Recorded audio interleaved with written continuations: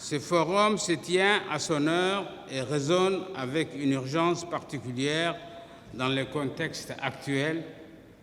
Les crises sanitaires récentes, notamment la pandémie de la Covid, les épidémies récentes de Mpox et de Ebola, ont révélé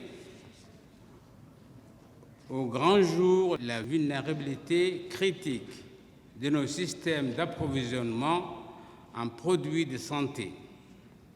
Nous avons vu à quel point nos pays étaient dépendants des chaînes d'approvisionnement mondiales fragiles, à quel point notre continent était soumis aux caprices des priorités lorsqu'il s'agissait d'accélérer les vaccins, les médicaments essentiels et autres produits de santé.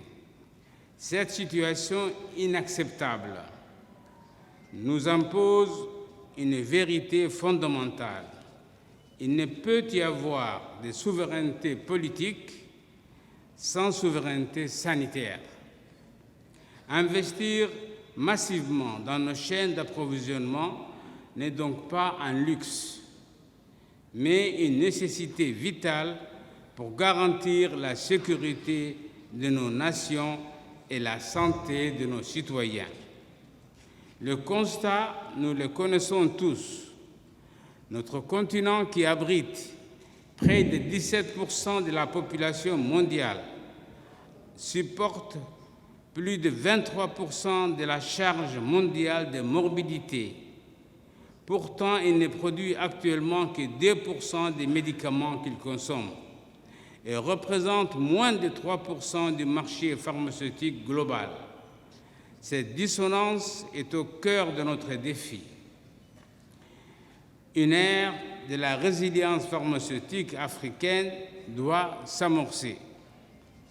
Ces chiffres illustrent clairement notre dépendance excessive vis-à-vis de l'extérieur et notre vulnérabilité face aux chocs d'approvisionnement.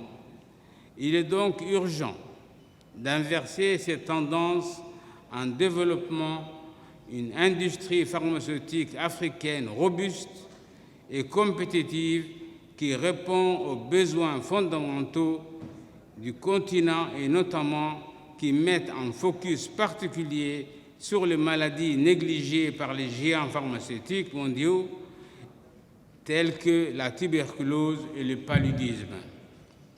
Mesdames et messieurs, l'avenir réside donc dans la production locale.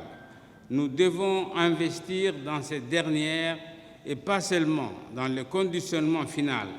Cela signifie investir dans la formation de nos pharmaciens, biologistes, ingénieurs, de nos techniciens dans la création de pôles pharmaceutiques régionaux.